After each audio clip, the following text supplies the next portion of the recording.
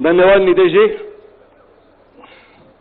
अब हम अपने कार्यक्रम के उपसंहार की प्रक्रिया की ओर बढ़ रहे हैं। दो महत्वपूर्ण सत्र अब हमारे शेष हैं। उनमें से एक सत्र एक ऐसी शख्सियत के साथ है जिसको इस सरगुजा अंचल को नक्सल मुक्त कराने का सौभाग्य हासिल हुआ है। बतौर गृह मंत्री जब रामविचार नेताम इस प्रदेश में अपनी सेवाएं दे रहे थे, उस कालखंड में सरगुजा अंचल नक्सल दहशत से मुक्त हुआ था। वो रामविचार नेताम जी हमारे साथ हैं। भारतीय जनता पार्टी ने 21 विधानसभा क्षेत्रों के लिए अधिकृत तौर पर अपने प्रत्याशी तब घोषित कर दिए जब चुनाव आयोग ने अभी आचार संहिता तक घोषित नहीं की है। तो ऐसी दहशत भरे माहौल में रामविचार नेताम जैसे दिग्गज राजनेता को टिकट दिया गया, ये हमारे लिए पहेली है। रामविचार जी, बातचीत की शुरुआत इसी से है। जिस विधानसभा क्षेत्र से आप इतनी बार विधायक रहे, उस विधानसभा क्षेत्र की ऐसी हालत हो गई कि पार्टी को इतने पहले आपको प्रत्याशी बनाना पड़ा। क्या हो गया भाई?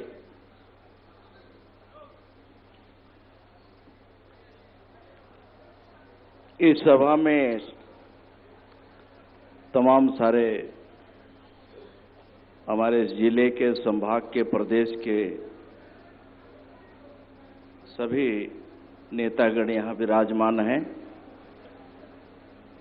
मैं आपके माध्यम से आपने ये संवाद कार्यक्रम करके सभी को एक मंच में लाने का जो प्रयास किया है, इसके लिए आपको बहुत बहुत साधुवाद और सभी यहाँ पे उपस्थित जनों को मेरा सादर अभिनंदन, प्रणाम। जहाँ तक भारतीय जनता पार्टी का रीति, नीति और विचारधारा की बात है,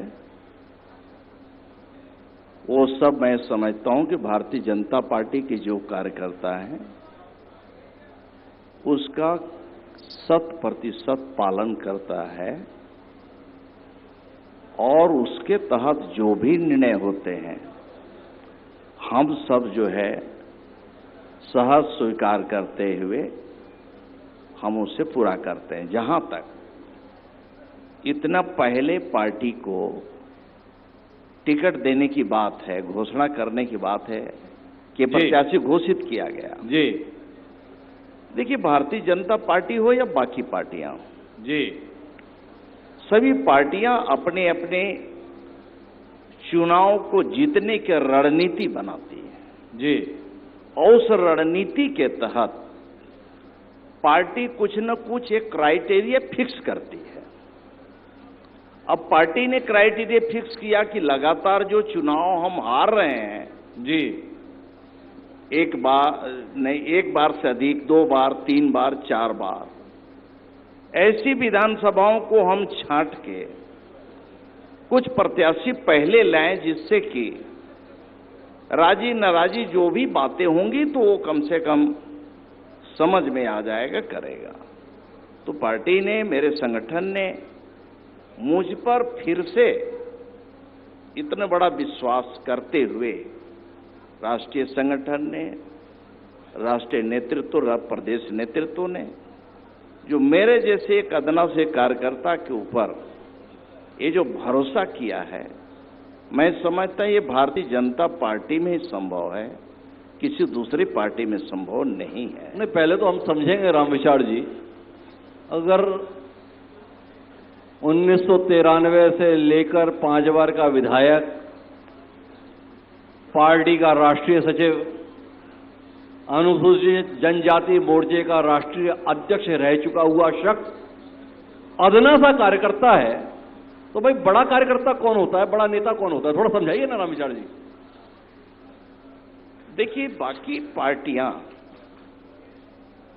भारतीय जनता पार्टी और अन्य पार्टियों में बेसिक जो अंतर है जी, इसी को हम लोग बोलते हैं पार्टी विद डिफरेंस जी। हमारे बाकी पार्टियों के बारे में हम बात नहीं करते।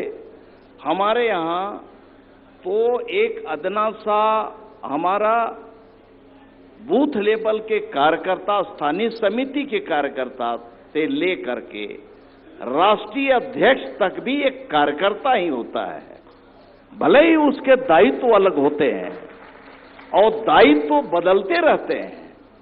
मुझे अगर दायित्व अगर मिला है, पार्टी ने मेरे ऊपर संगठन का दायित्व दिया हो या फिर चुनाव लड़ने के लिए अगर दायित्व दिया है, तो दायित्व के बोध से हम काम करने वाले लोग में से हैं। आपने बात बताई नहीं भाई, आपने अपने आप को अदना कार्यकर्ता बताया और हमारा सवाल यह था कि इतने बड़े नेता को इतने पहले प्रत्याशी क्यों बनाया, दोनों में अंतर है। पर आपने हमें दलील दी। दलील आपने ये दी कि पार्टी ने तय किया भाई जो सीटें हम लगातार हार रहे हैं उनको समझने के लिए, क्षेत्र में संदेश देने के लिए अभी प्रत्याशी घोषित कर दी जाए। पर भाई जो रामानुजगंज बलरामपुर विधानसभा क्षेत्र है उसको तो आप लगातार जीत रहे थे। 2013 में हारे, 2018 में पार्टी ने आपको टिकट नहीं दिया, लोग बोलते हैं इसलिए हारे। पर भाई अंबिकापुर तो आप कब जीते आपको याद नहीं, और सीतापुर तो कभी भी नहीं जीते ऐसा ही हमें याद है। पर वहां पे प्रत्याशी नहीं दिए और यहां प्रत्याशी दिए। रामविचार जी आपसे पूछना तो पड़ेगा ना, कार्यकर्ता होता तो ना पूछते, इतने बड़े नेता से ये सवाल तो बनता है। देखिए, चाहे सीतापुर की बात हो चाहे अंबिकापुर की बात हो, इन सीटों में भी मंथन चल रहा है और पार्टी संगठन ने इन सभी परिस्थितियों को देखते हुए बहुत जल्द इन सीटों पे प्रत्याशी की घोषणा करने वाली है। और इसलिए ऐसा तो कोई बातें नहीं है। आजकल भाजपा की रणनीति ये रहती है जिस सीट को अपन अपने आदमी से नहीं जीत पाते तो सामने वाले को अपनी पार्टी में ले आओ, काम बन जाता है। ये सीतापुर और अंबिकापुर को लेकर ऐसी कोई रणनीति रामविचार जी आपकी पार्टी की? देखिए, हमारे भारतीय जनता पार्टी और बाकी दीगर पार्टियां हों, चुनाव तो हम जीतने के लिए लड़ते हैं जी, और जीत की रणनीति के तहत यदि कहीं लगता हो जी कि हमें और बेहतर प्रत्याशी हो सकता है, कहीं लाया जा सकता है, तो करना होता है जी। तो हम इस बार जो है हम इतना कह सकते हैं कि अंबिकापुर विधानसभा हो या फिर सीतापुर विधानसभा हो, यहां गणित इस बार बदलेगा जी। हवा का रुख बदल चुका है, लोगों का मोह भंग हो चुका है और इसलिए लोग जो है इस गलत फहमी में न रहें कि ये अभेदगढ़ है। ये जनता है, जनता अच्छों को जो है मजा चखा चुकी है पहले भी और इस बार भी मजा चखाने वाली है। भाई 2018 में तो आप लोगों ने चखा था मजा, ये 2023 में आप दूसरों को मजा चखने की बात कह रहे हैं। किया क्या आपने इन 5 सालों में जिसके आधार पे आप इतनी उम्मीद कर रहे हो? रामविचार जी थोड़ा रोशनी तो मिले ना। देखो हमने इन 5 सालों में ये किया इसलिए अब लोग हम पे भरोसा करेंगे। देखिए 2018 के पहले जी हम लोग 2003 में सरकार में आए जी। 2003 की जो परिस्थितियां बनी और उस परिस्थितियों से भारतीय जनता पार्टी ने जो लड़ाई लड़ा आम जन के लिए, गांव, गरीब, किसान, मजदूर, नौजवान, बच्चे, बुजुर्ग, अब सबसे बड़ी लड़ाई यहां नक्सलवाद की चपेट में सरगुजा जल रहा था जी। उस लड़ाई को भारतीय जनता पार्टी के नेतृत्व वाली सरकार ने, डॉक्टर रमन सिंह जी के नेतृत्व की सरकार ने, इस अंचल में जो नक्सलवाद इतना हावी था कि दिन में यहां अंबिकापुर जैसे शहरों में नक्सलियों की मीटिंग और रैलियां होती थी जी। बाकी जगहों के छोड़ दीजिए। अभी हमारे मित्र ने, भाई ने बताया कि जब राजपुर में कांग्रेस के वरिष्ठ नेता का वहीं हत्या हुई 3 दहाड़े, तो कोई श्रद्धांजलि देने वाला नहीं पहुंच पाया। ये परिस्थिति, उस परिस्थितियों से भारतीय जनता पार्टी ने लड़ाई लड़ी, उस सरकार में हम लोगों ने मिलकर के संघर्ष किया और जिसके वजह से सरगुजा अंचल पूरा आज शांत हुआ। और इसीलिए हम लोगों ने जो नारा दिया था कि शांति के साथ विकास, और इसलिए उसको हम लोगों ने एक मंत्र मान करके उस काम को करना शुरू किया, तब जाकर के हुआ। रही बात 2018 में लोगों ने सोचा कि हो सकता है कि ये भूपेश बघेल बड़ी बड़ी दावे कर रहे हैं, टीएस बाबा मुख्यमंत्री यहां बन रहे हैं, इस अंचल का मुख्यमंत्री होगा तो ये भारतीय जनता पार्टी के सरकार ने जितना काम किया है उससे डबल होगा। इस गलत फहमी में आकर के, जनता भूल भुलैया में आकर के लोगों ने कांग्रेस पार्टी को जिताया और ऐसा जिताया कि अच्छे अच्छे लोग जो है धराशायी हो गए, पूरे के पूरे साफ हो गया।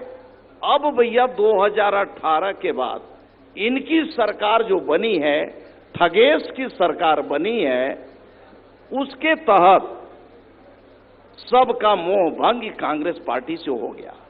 इतनी आक्रोश है जी कि कांग्रेस के विधायकों को गांव में घुसना मुश्किल हो रहा है जी। मैं यहां तक बोल रहा हूं कि यहां के स्थानीय मंत्री जी, इस जिले का स्थानीय मंत्री, खाद्य मंत्री जी, खाद्य मंत्री को भी उस क्षेत्र में गांव में घुसना मुश्किल है। ये स्थिति बना हुआ। एक अदना सा एक जन सेवक जी, वहां का एक आकर के एक नौजवान लड़का सेना से लौट करके उसको खून की पत्र लिखे हैं, खून से, कि आप आइए, इससे मुक्ति दिलाइए, हम लोग को मुक्ति चाहिए। और वहां से आकर के 5-5, 10-10 हजार का रैली कर रहा है जी। क्या संकेत है? इसी प्रकार से यहां हमारा लुंड्रा क्षेत्र में जी, यहां के विधायकों को दौरा करना वहां मुश्किल हो गया जी। अन्य विधायकों की भी यही हालत है। पिलखा से लेकर के हमारा ये भरतपुर, अभी बता रहे थे पारसनाथ रजवाड़े जी, जी, पारसनाथ जी तो डर के मारे जा नहीं पा रहे हैं। जी, यही स्थिति है जी। अच्छा एक बात बताइए, ये लोग कोई काम थोड़े किए, ये लोग अगर पहले कोई रुकिए, विकास एक मुझे जानना है रामचार जी, वो अमरजीत भगत अपने क्षेत्र में नहीं जा पा रहे, पारसनाथ जी अपने में नहीं जा पा रहे, लुंड्रा में ऐसा हो रहा है, चंपा देवी पावले के इलाके में ऐसा हो रहा है, सबके इलाके में इतना ताकझांक आप कर रहे हो, आपके रामानुजगंज में क्या हो रहा है भाई? थोड़ा उसमें भी तो बताओ। रामानुजगंज में देखिए वहां जनता चुनाव लड़ रही है जी। राम विचार नेता में एक नाम जी, जनता चुनाव लड़ रही है। अरे सच सच बताओ, आम जनता। इस नाम के साथ ज्यादा कौन है? कांग्रेसी ज्यादा इस नाम के साथ है या भाजपा इस नाम के साथ ज्यादा है? सब वो कांग्रेस तो बचे ही नहीं जी, सब जो है इसी झंडा के नीचे आ गए जी, इसी झंडे में, भारतीय जनता पार्टी का। तो ये आपका कमाल है या बृहस्पति सिंह का कमाल है? नहीं, अब लोगों का जिस करनी, जैसा करनी रहेगा उसको तो वैसे काटना पड़ेगा जी। अब ये लोग तो बेल खाए हैं जी, तो कैसे करेंगे? बड़ा मुश्किल होगा, बड़ा मुश्किल है। पर आप ये बता रहे थे राम विचार जी कि वो 2018 में जो है सरगुजा के क्षेत्र के लोगों को लगा कि मुख्यमंत्री इस इलाके से होगा, इस क्षेत्र का विकास होगा। वो क्या है, लोग आपके विषय में भी ऐसे ही सोचते हैं। ये भ्रम है या हकीकत हो सकती है भाई? देखिए, सरगुजा अंचल ही नहीं जी, पूरे प्रदेश जानता है कि भारतीय जनता पार्टी के सरकार के समय सर्वाधिक बजट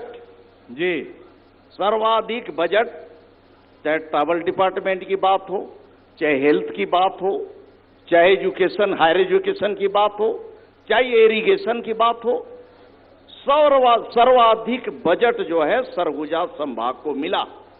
और उसका जीता जागता उदाहरण है, पहली बार अगर कोई यहां पर कोई काम किया तो भारतीय जनता पार्टी डॉक्टर रमन सिंह जी के नेतृत्व वाली सरकार ने किया, हम लोग जिसमें थे जी। यहां के लोगों के जन भावना का आदर करते हुए, जन भावना के अनुरूप यहां मेडिकल कॉलेज बनाए, इंजीनियरिंग कॉलेज बनाए, एयर स्ट्रिप बनाए, यहां पर टूरिज्म को बढ़ावा देने के लिए बैंड पार्ट को चकाचक वहां किया गया। इसके अलावा सड़कों का जाल बिछाया गया। LWE से सर्वाधिक प्रदेश का सर्वाधिक बजट हम लोगों ने यहां लाया। ये क्या बताता है? और वहीं पे वर्तमान सरकार के लोगों से मैं पूछना चाहता हूं, एक कोई सिंगल काम गिना दो, सिंगल ना एक ना भी कहीं भी राम नहीं विचार जी, मिला। हमारे सवाल का उत्तर नहीं आया भाई। आपने इतना सब कुछ इस इलाके में किया, जनता ने उस सारे काम को केवल इस कारण से नकार दिया कि मुख्यमंत्री इस क्षेत्र का व्यक्ति बने, ऐसा आपने अभी थोड़ी देर पहले बताया। तो हमने आपसे केवल इतना सवाल किया कि बहुत लोग हैं भाई जो माननीय रामविचार नेताम जी को भी वैसे ही देखते हैं जैसे लोग कभी टी.एस. सिंहदेव को यहां पे देखते हैं। गलत देखते हैं या सही देखते हैं भाई? सही सही बताओ ना। देखिए, ये भारतीय जनता पार्टी है जी भारतीय जनता पार्टी के हम सब कार्यकर्ता सिपाही हैं जी हम लोग एक आम कार्यकर्ता की तरह काम करते हैं। जी पार्टी के जो निर्देश होता है वो काम करते हैं। पार्टी ने निर्देश दिया कि नहीं चुनाव लड़ना है, चुनाव लड़ने। जी पार्टी अगर कहीं सरकार बनती है तो उसमें हम लोग को शामिल होंगे नहीं होंगे, संगठन में जाएंगे, वो पार्टी संगठन हमारा तय करता है। तो उसके तहत तो उसमें कोई हम लोग का कोई चिंता ही नहीं अच्छा, है। एक किसी प्रकार कोई बात नहीं है। रही बात, अच्छा एक बात बताओ रामविचार नेताम जी, आप इतने आज्ञाकारी कार्यकर्ता हो तो भी आपकी पार्टी के बाकी नेता आपसे इतने डरते क्यों हैं? नहीं डरने की बात नहीं है सर। वो मेरे सब आदरणीय हैं। उन आदरणीयों के बदौलत आज रामविचार नेता में यहाँ है। उन समस्त जनों को, वरिष्ठ जनों को, उनसे हम उनका मार्गदर्शन लेते हैं, उनसे सीखते हैं और आगे भी मार्गदर्शन उनसे लेते रहेंगे, चलते रहेंगे। हमें कोई मेरे लिए कोई प्रतिद्वंदी वैसा कोई बात नहीं है। मैं किसी को नहीं मानता जी, और न किसी प्रकार का मेरे लिए किसी के लिए किसी नाम का परहेज है जी। मैं किसी का परहेज नहीं करता। इसलिए हम लोग एक पार्टी तो परिवार के विधानसभा लोग। चुनाव में क्या भूमिका निभाएंगे? केवल बलरामपुर विधानसभा क्षेत्र में पसीना बहाएंगे या पूरी 14 सीटों पर खून पसीना एक कर देंगे रामविचार नेताम? भारतीय जनता पार्टी का हमारा प्रदेश नेतृत्व, राष्ट्रीय नेतृत्व का जो मुझसे अपेक्षा है वो सभी काम मैं करूंगा। अपने विधानसभा क्षेत्र के अलावे मेरी जरूरत जहां भी होगी वो सभी जगह अपना काम छोड़ के उन क्षेत्रों में भी दौरा प्रवास करूंगा, प्रचार करूंगा, पार्टी के प्रत्याशी के पक्ष में काम करूंगा। पार्टी के प्रत्याशियों को जीतने के लिए हम समस्त कार्यकर्ता का, चाहे हमारे बूथ लेवल का हमारे कार्यकर्ता हो, चाहे प्रदेश लेवल का राष्ट्रीय स्तर का कोई नेता हो, सबका लक्ष्य एक ही है कि भारतीय जनता पार्टी की सरकार बनाना है। इसलिए प्रत्याशी कोई भी हो, हम भारतीय जनता पार्टी का कमल छाप का सरकार बना के रहेंगे। इस उद्देश्य को लेकर के हम चल रहे हैं और इसमें हम पूरा करेंगे। आखिरी दौर की बातचीत पे आते हैं रामविचार जी। प्रत्याशी कोई भी हो, ये प्रत्याशी चयन में आप कोई भूमिका क्यों नहीं निभा रहे? सभी जगह हम लोग की भूमिका है जी, सभी जगह। अगर आपकी भूमिका है तो फिर इस सूची में ऐसे नाम क्यों हैं जो जिला पंचायत के चुनाव में चौथे स्थान पर रहते हैं और पार्टी उन्हें सबसे बेहतर प्रत्याशी समझ रही है? थोड़ा उसके विषय में रोशनी दीजिए ना। अगर आपने वाकई मेहनत की तो उस मेहनत के नतीजे ये नाम है। देखिए, प्रत्याशी घोषित होने के पहले तक स्वाभाविक है कि दावेदार की लंबी लिस्ट होती है जी, और भारतीय जनता पार्टी लोकतांत्रिक प्रक्रिया के तहत काम करने वाली पार्टी है। उस पे हम विश्वास करते हैं। लोग स्वाभाविक है अपनी दावेदारी करेंगे, प्रस्तुत करेंगे, अपनी बात को रखेंगे। और पार्टी ने, हमारे संगठन ने घोषणा किया है तो स्वाभाविक है कुछ लोग को जो अपने को टिकट के बिल्कुल करीब मान रहे थे, प्रत्याशी बनने के उस काबिल हैं सभी, और सब अपने को ऐसा महसूस हो रहा था उन्हें कि मुझे तो मिलना ही है। अब उन भाई बहनों को अगर नहीं मिला तो स्वाभाविक है कुछ तकलीफें होंगी। वो हमारे परिवार के वरिष्ठ सदस्य हैं, हमारे नेता हैं, पार्टी ने उन्हें एक पहचान दी है। मैं समझता हूं कि पार्टी के पक्ष में, हमारे प्रत्याशी के पक्ष में धीरे धीरे करके अपनी चाहे लाख उन्हें तकलीफ हो, फिर भी उन तकलीफों को दबा करके पार्टी के सरकार बनाने के लिए सभी एकजुट होकर काम करेंगे। मैं यही निवेदन करूंगा। कैसे काम करेंगे? पार्टी मैदान में है कहां राम विचार जी? पार्टी तो केवल कुशाभाऊ ठाकरे परिसर में बैठक भी लगी हुई है। कैसे बात बनेगी राम विचार जी? आप तो इतने पुराने पार्टी के कार्यकर्ता नेता हैं, जमीन पर लंबी लड़ाई लड़कर यहां तक पहुंचे हैं। ये आजकल बैठक बहुत नहीं खेला जा रहा आपके यहां? नहीं, ऐसी बात नहीं है। हम भारतीय जनता पार्टी जनभावना का कदर करने वाली पार्टी है। जन आकांक्षाओं के अनुरूप, कार्यकर्ता की आकांक्षा के अनुरूप बहुत सारे सर्वे प्रक्रिया के तहत सभी बहुत सारी जानकारियां इकट्ठे करने के बाद सीटें घोषित की गई हैं।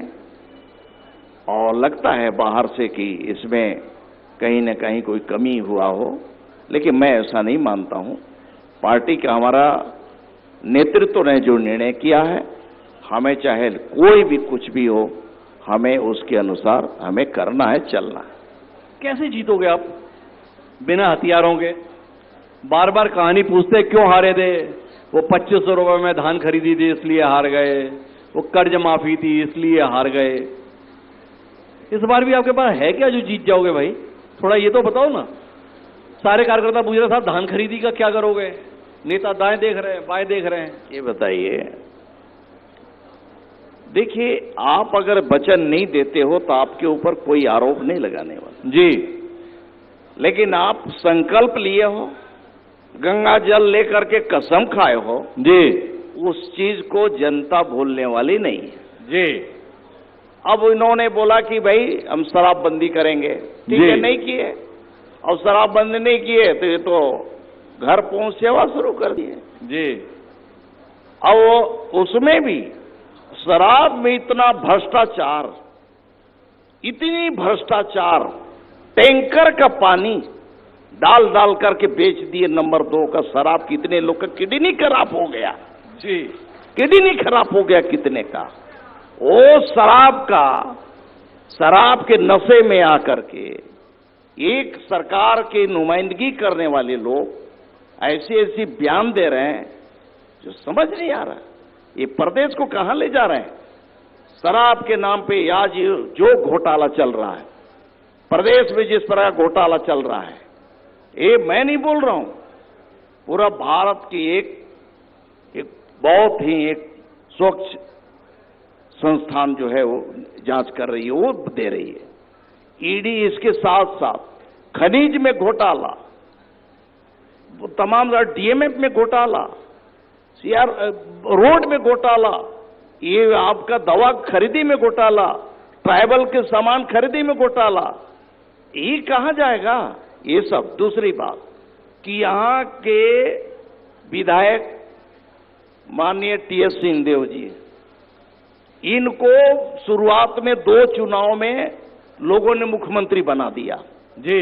पूरे प्रदेश में घूम के बोला गया कि मुख्यमंत्री बन रहे हैं, बाबा को वोट दो जी। अब लोगों ने बाबा को मुख्यमंत्री बनाने के लिए 2 बार दे दिया जी, तीसरा बार नहीं देने वाली जी। तीसरा बार तब पूछेगी कि ये तमाशा करे, ये मुख्यमंत्री की बात कर रहे हैं जी।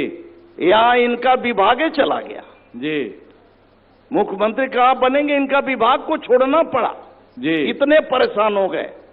और ऊपर से इनका एक और मंत्री थे प्रदेश सरकार में, वरिष्ठ मंत्री डॉक्टर प्रेम साय जी जी, उनको जो है अंतिम समय में अभी चुनाव के वक्त इनको जो है धक्का मार के निकाल दिया, धक्का मारा।